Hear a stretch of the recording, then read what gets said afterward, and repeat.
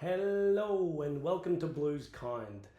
My name's Billy, and just remember that Blues Kind is for kind blues. So I want to discuss something today, something near and dear to a lot of Carlton fans' hearts. This guy.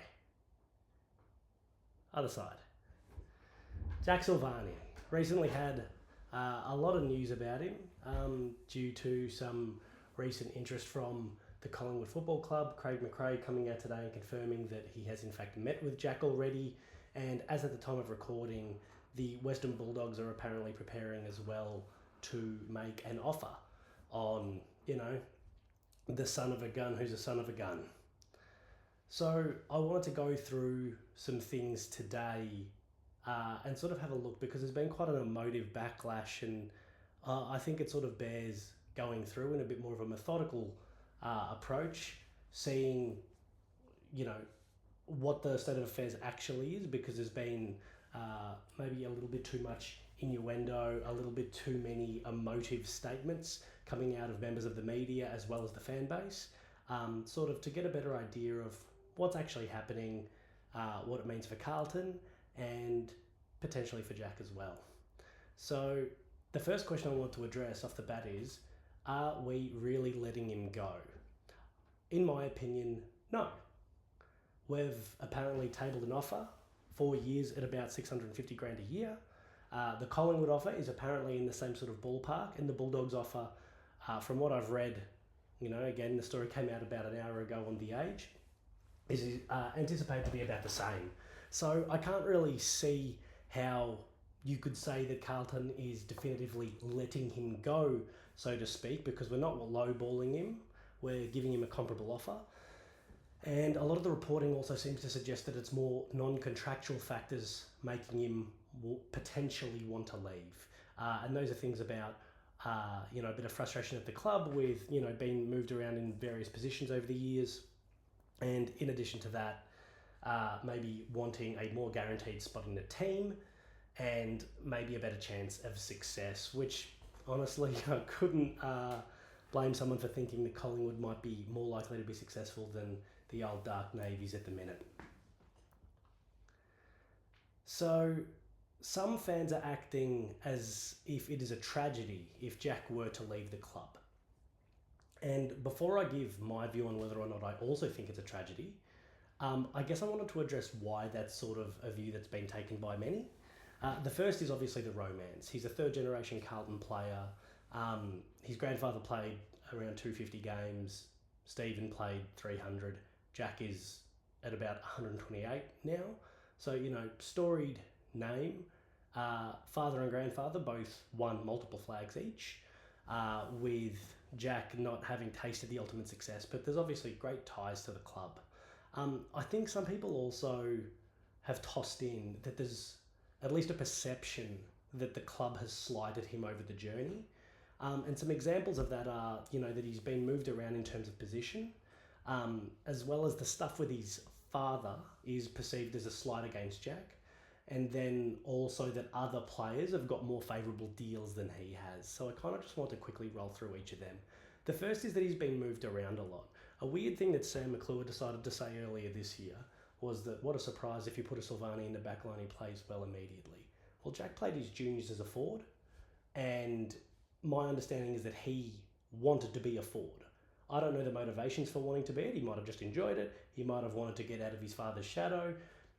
Plenty of reasons why he might have wanted to play forward. But that sounds like initially it was his decision. He then got moved around a bit because obviously we had Harry and Charlie drafted in the same year of 2015. So, reasonably well stocked in that department.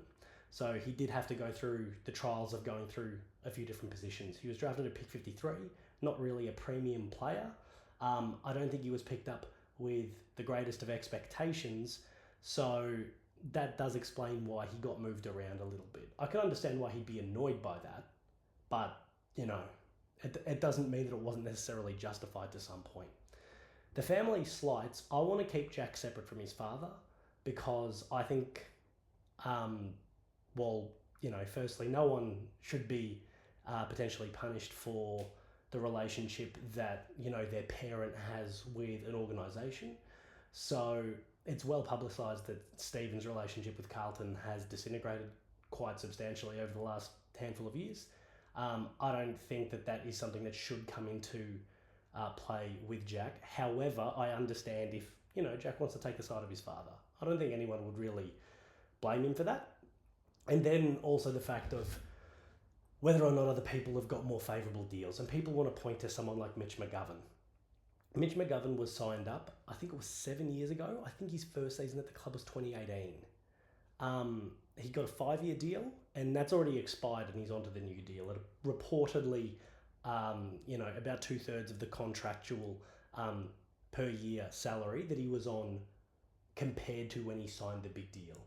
People also say Zach Williams. Zach Williams is a free agent, and we needed to pay a premium to get him. Now, I want to be clear. Both of those contracts look like they're not going to work out.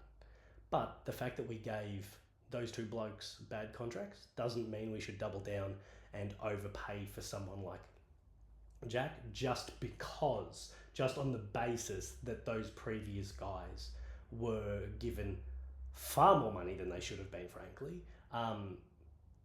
I know that, there is that sense of fairness that people have, but the club has to operate under a salary cap, and giving deals in order to, compensate for the potential unfairness of two guys getting way too much money by giving Jack the same sort of treatment doesn't help to move the club forward. And again, I think, as we sort of mentioned at the start, we can kind of look at the deal and say, based on what other teams are willing to offer, in this instance Collingwood, it seems like we've actually made him a fair offer at this time. So I tend to not really take any of the slights all that seriously. I understand if he does, but if it's on any of the three things that I mentioned, positionally being moved around, his family, or other people having received more favourable deals, I don't think that they are sort of paramount here. The reason why I don't necessarily view this as the same tragedy that everyone else does is that on the point of romance, I have the feeling that, like any romance, whether it be organisationally, personally, whatever it happens to be, romance is only real if it's wanted by the parties involved. And if Jack has decided that he wants to move on from the club, or if he's disillusioned, or whatever it happens to be, that's ultimately up to him. If he doesn't want to be in that relationship anymore with the club, it's a shame if it potentially comes to an end. But, I'd rather that he leaves than he stays for the sake of external expectation. If he decides to sign on only because of the romance and how it'll affect other people, whether it be supporters, his family, whomever, I think that, it's a little bit sad. It robs him of his agency. It robs him of his ability to conduct himself in the world as a free person, and to be able to find an environment that might potentially suit him better. And also for the club, I think that the club has shown a tremendous capacity for sentimentality in the past, potentially at the expense of success. And I would hope that the club isn't holding on to him just because of his name. Plenty of other father-sons have come and gone without too much fanfare, and some of them are in the same sort of bracket as Jack as a player, where Jack is a nice player. He's a very admirable player because he tries really hard. He very obviously gives a shit, which can't be said for some of his, some of his teammates. But those factors on his own lead to him probably overperforming to some degree. It doesn't necessarily mean that he is a great player. He's a good player. And this year he's sort of shown that maybe he's got capacity to be a very good player, but he hasn't shown that across his career. So the question would be, is if he goes, is it a good thing, a bad thing, or an indifferent thing? So firstly, like I just mentioned, I want to say that he is a good player, albeit quite inconsistent over his time, but I would still regard him as a good player. What I think Carlton needs right now, given how the season's fallen apart and sort of where we are in terms of this is meant to be the peak of our list build, and it doesn't seem to be going that way, unfortunately. So what I think we need are people that are really willing to take on the challenge of trying to get the club out of the mire. If he decides to go, by definition, he does not want to be a part of that. And that's fine. That's his prerogative. He's been at the club for, I think it's 10 years now. He's given good service, and if he decides that he doesn't want to be a part of it anymore, if he can't see himself re-stumping up and going again, look, fair enough. He was a Carlton fan, obviously. He's seen a lot of tough years, and if he's not up for it, then that's fine. But we need the people who are going to stay to want to be up for it.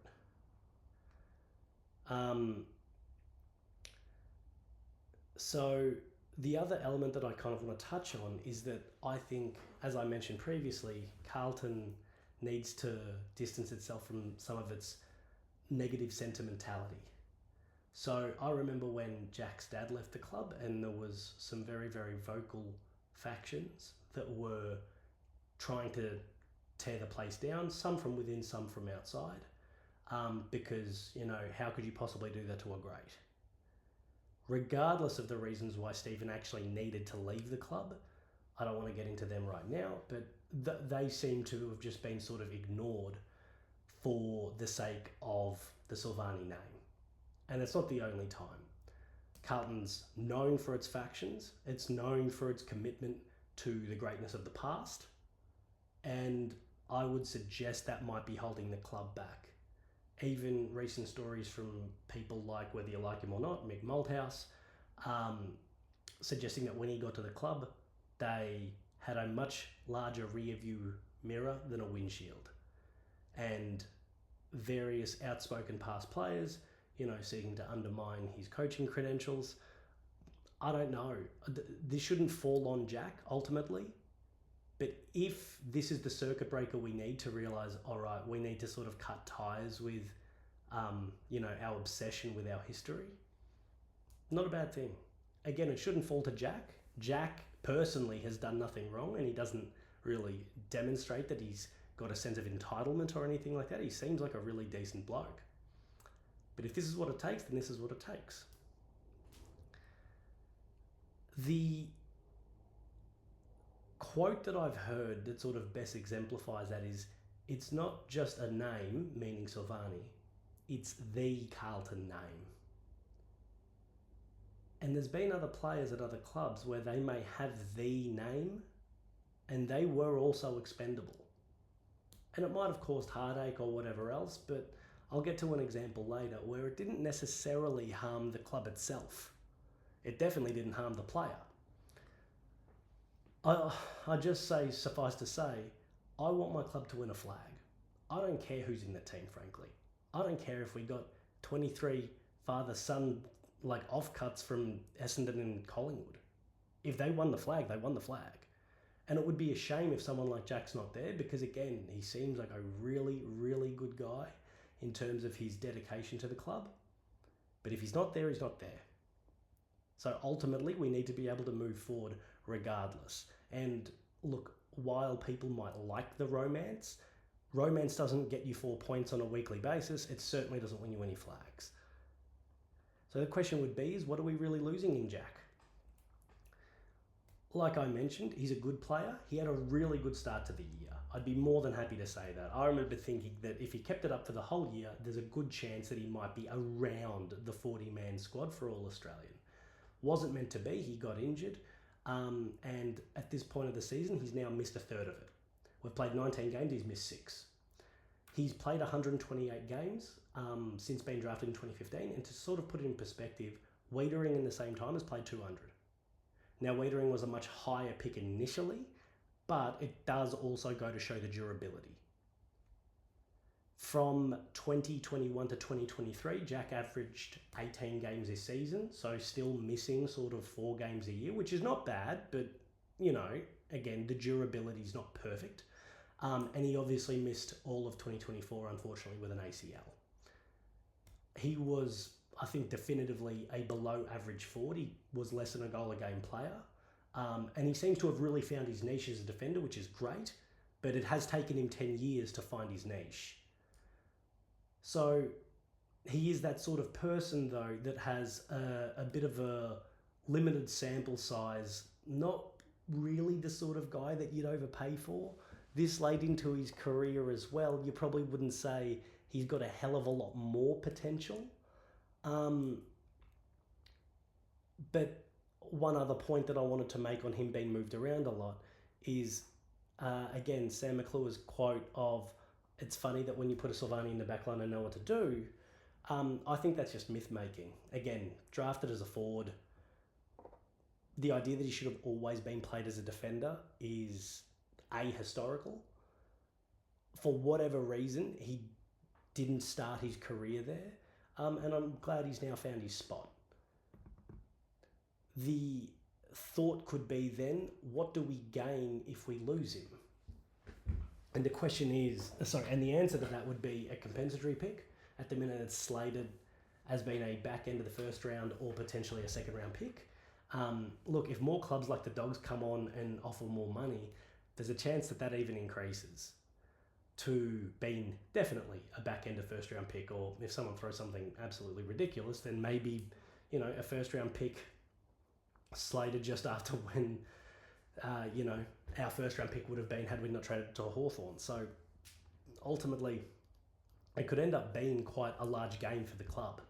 But at the minute, let's just say it'll be a pick somewhere in the 20s, maybe somewhere from sort of 20 to 30 after father, sons and academies.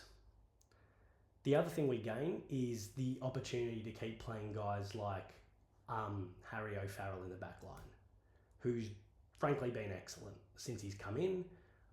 Nick Haynes has been manful as well. It's not an opportunity to keep playing Nick. I'm just saying that we would have coverage in that regard. And obviously we're getting Harry Dean as well. Again, these are not guys that I expect to be able to propel us into the 8 next year on their own, but they are guys that we could get a bit of game time into. So sort of balancing it out of losing a player the quality of Jack, where, like I've said, good player, showing signs of being a very good player, compared to being able to get a decent pick and some game time in. Honestly, I'd say it's a bit of a wash. And what that makes me sort of think is that a lot of the backlash here isn't because he's some great player. No offense, Jack. It's not because he's some great player. It's just the romance. And that's fine. Like, if that's the way people want to consume their football, no problems. Love the romance. Me personally, I love the romance of my club. I want my club to do well above all of the players. I regularly say this when we lose guys. They could go to another club and win the Brownlow and we could still win the flag. That's the only thing I'm concerned about. I don't care if Cripps never polled another Brownlow vote. I want a flag. Not that interested in the romance. And the romance has never won us anything. So ultimately, if that's what people are holding on to, that's fine. I don't think that's a reason to criticise the club, though. If the club thinks it's in their best interest to not up their offer, keep him if he decides he'd like to stay, or let him go because we're not willing to go that extra step in terms of dollars or years, whichever it happens to be, I'll back him in. No reason to get, too disappointed about it. Just before we finish up, I just want to go over a couple of players that have sort of been in a similar position to Jack. So Jack was taken at pick 53 under the father-son rules. Like I mentioned earlier, he's played 128 games. There's a few people that you could compare him to that had similar career trajectories, either due to where they were picked, or, the fact that they potentially left the club that they were father-son from. So the first one that I want to look at was Heath Shaw. Now, Heath Shaw was an excellent player. I don't believe he made All-Australian at Collingwood. He might have in 2010, but he definitely did when he was at the Giants. But he was a really good player, premiership player, played 173 games for the Pies before being traded. And the other good point of comparison is that the Shaw family, it might not be the Silvagnis in terms of the lineage, but it is royalty. because his dad and his uncle both played for the Pies. Tony Shaw obviously probably been the more notable player than Ray, but real Collingwood royalty. And they traded him. My understanding is they traded him because he didn't get along with Nathan Buckley, the coach at the time. And I don't remember anyone really wanting to tear the place down. This is where it makes me think that it's a compounding of, there's the disappointment of our 2025 season and, TDK looks like he's going to leave, the recent Charlie stuff that was, a bit of a non-event in the end. But this is kind of what makes me think it's just a very emotive thing for the Carlton supporter base, which, look, do what you want, but I don't think it's necessarily all that helpful. Heath Shaw left. And honestly, it didn't really hurt Collingwood. Josh Dacos. The next sort of similar player I wanted to say, again, Collingwood royalty, pick 57, so a very similar to pick to Jack again. He's played over 90 games and counting. But unlike Jack, a good reason why Josh will never ever get moved, or at least not until much later in his career, he was All-Australian in 2023. He had more runs on the board than Jack. So I think it makes sense that he would stay. And honestly, given that his brother's at the club and who his brother is, if they traded Josh for a really good pick or multiple picks, I don't know if Collingwood fans would necessarily tear the joint down again. This is, again, what makes me think that it's a bit of compounding from the Carlton fan base, of being starved of success, of having this disappointing year, of having this disappointing news of late. Zane Cordy. This is the player who I think is the most similar to Jack. Maybe not in name. The Cordys is a decent sized name at the Bulldogs, but it's not the Silvagnis, obviously. Pick 62 in comparison to pick 53, 118 games and a premiership player. Also moved as a free agent. Again, no one tore the place down. Jack and Zane, I think in terms of their careers, very similar. The games played are within 10 and so's the draft pick. The difference is Zane's a premiership player, which is part of a function of the team that he was in.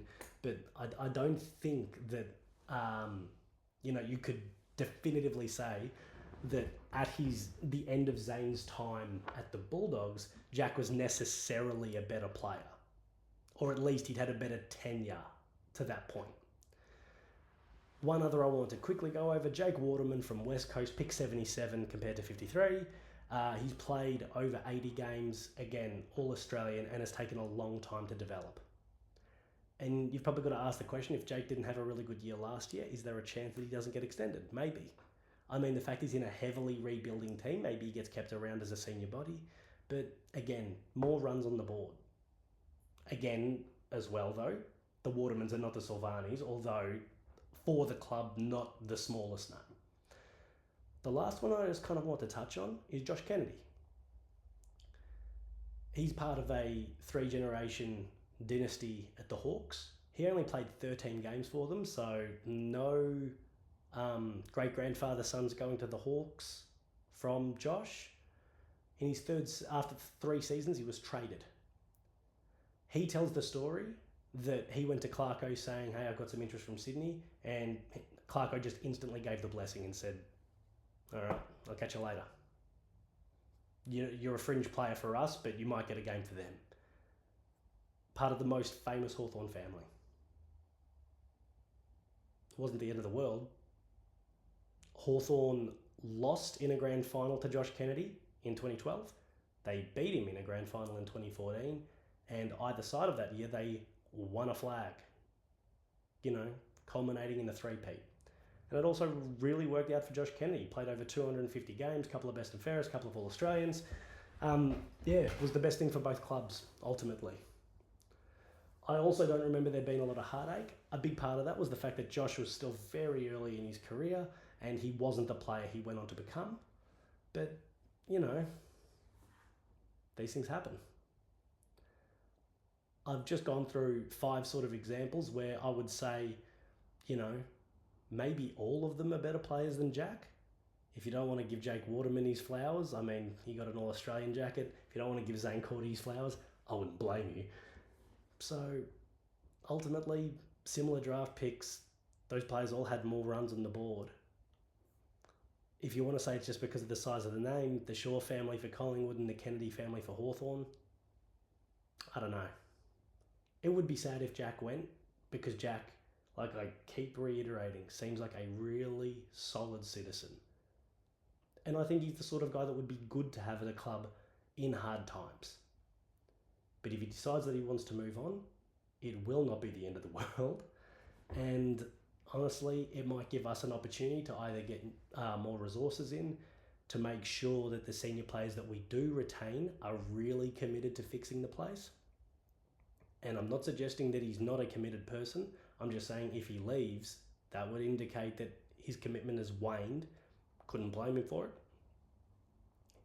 I'd wish him all the best. Hope he signs. If he doesn't, go Blues.